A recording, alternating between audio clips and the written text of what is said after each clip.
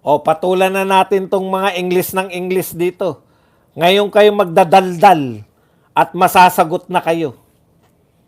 Anong sinasabi mo, Ingleserong Kevin Lee? Government spending came from government money creation. Utot mo. Kasasabi lang na uutang eh. Alam mo, hindi, akala mo, porket nag-English ka, matalino ka na. Utot mo. Government creation. Yung pondo natin, we are spending more than we are earning. O, simpleng English lang din. Huwag na tayo magmarunungan. We are, for so many years, we are in what you call deficit, budget deficit. Naintindihan mo ba yun? Ha? We are spending more than we are earning. Kaya wag mo kaming sasabihin, na galing yan sa creation ng gobyerno. Nag-English ka lang, kala mo matalino ka na. Matagal na naming alam na hindi English ang katalinuhan. Budget deficit nga eh. Kaya nga budget deficit eh. Napakasimple lang yan sa economics. Ang budget deficit, mas malaki ang ginagastos mo kaysa kinikita. Kaya anong gagawin ng gobyerno? Is either tataasan mo yung tax o mangungutang ka. O, di ba? Naintindihan mo na ngayon. May Ortegera. Puta, masyado kang papansin. Kanina ka pa English ng English. Kala mo naman, gaganda naman sinasabi mo. May Ortegera, thank you very much sa 25 AED. O, magpakape po tayo ha. Huwag po tayong mahiya. Yung may mga pampakape.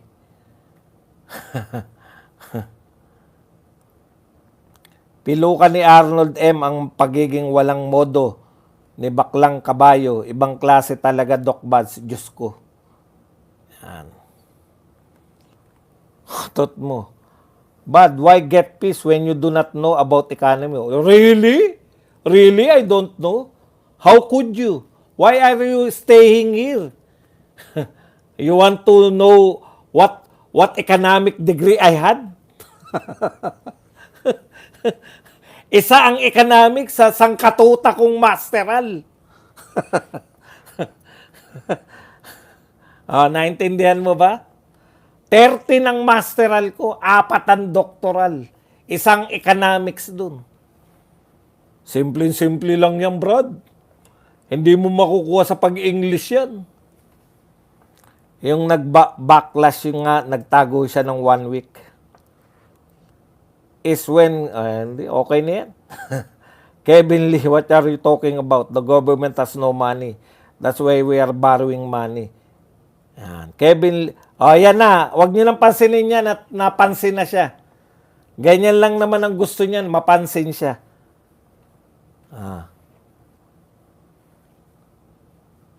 Ayan na naman, uutang na naman para may ibulsa.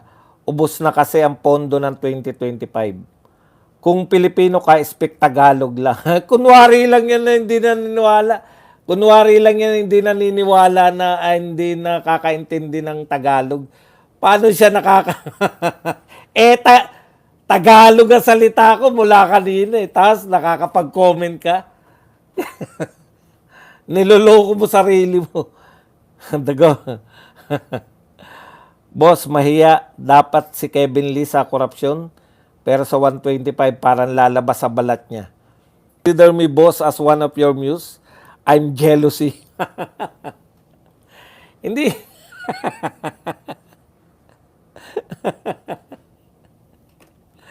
Nagtatampo ka ba?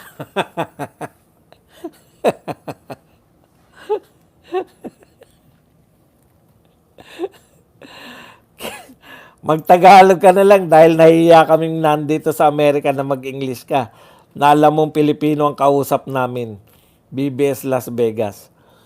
Oo nga, nakakahiya naman sa mga Amerikano. Tsaka magpakape ka kaya para maging blue ka rin. Boss Idol, pa-shoutout from Los Angeles, Idol, Maria Navarro. Ayan. Raymond Ramos, he likes the attention. What do you call that? Jean Fulax, okay lang ang mangutang kung gagamitin sa tama. Kung ibubulsa lang, wag na lang. I'm fine, Boss Buds, but I think Kevin is not. Froilan De Leon, boss, saan ka mangungutang? Alam kaya ng utangan ng sitwasyon ng bansa? Alam niyo po, marami pong utangin sa local bank din. Sa mga oligarko. Teka, tignan natin ako magkano utangin. Ha? Excuse me po. Ayan.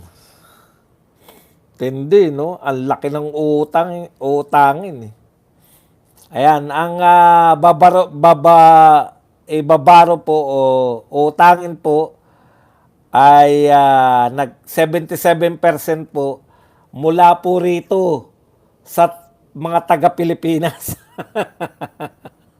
mga mga taga-Pilipinas ang utang. 77%, konti lang po yung galing sa abroad. Talagang kutsabahan ng mga oligarko. Kaya tuwan-tuwa yung mga oligarko rito sa gobyerno na to eh. Sa mga oligarko po natin uutangin.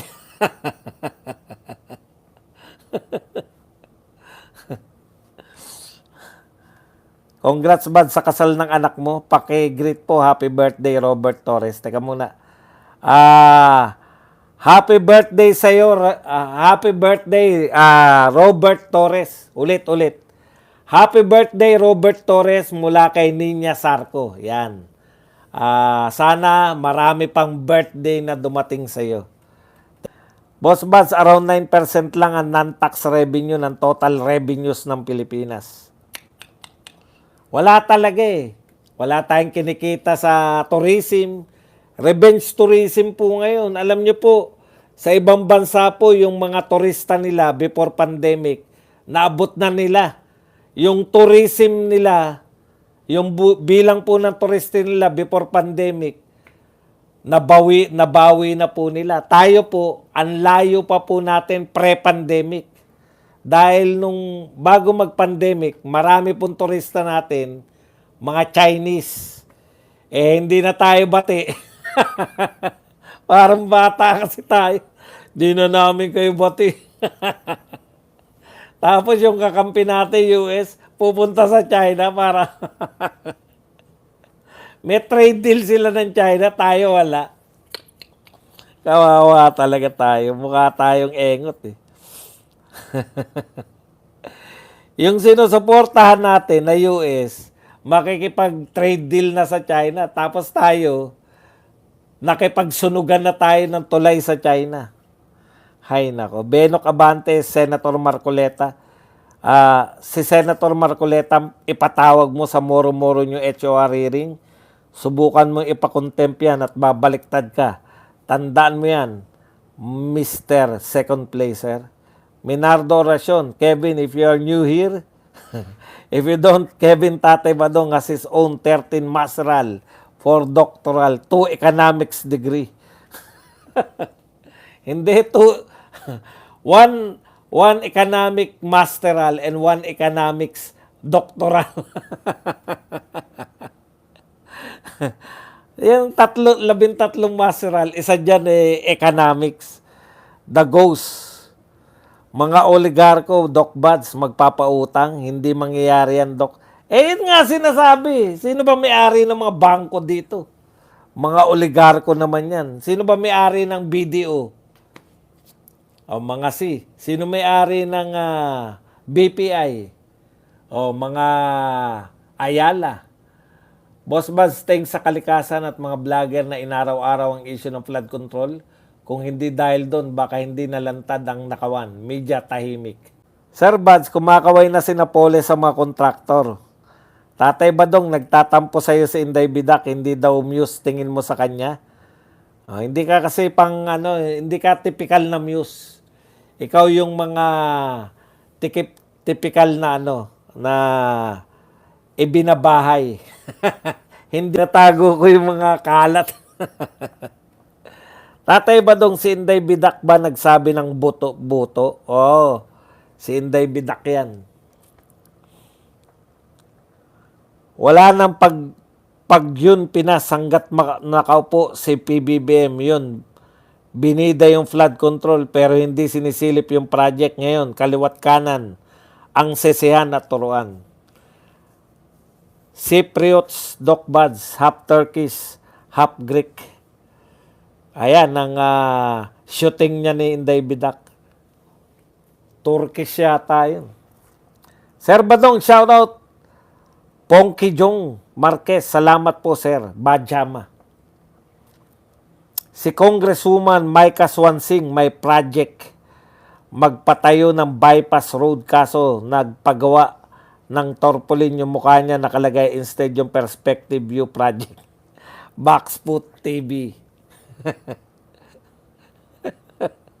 At dahil yung mukha ni Swansing ang nakadisplay dyan, doon sa lugar na yun na meron tarpaulin ni Swansing, wala na pong mga peste.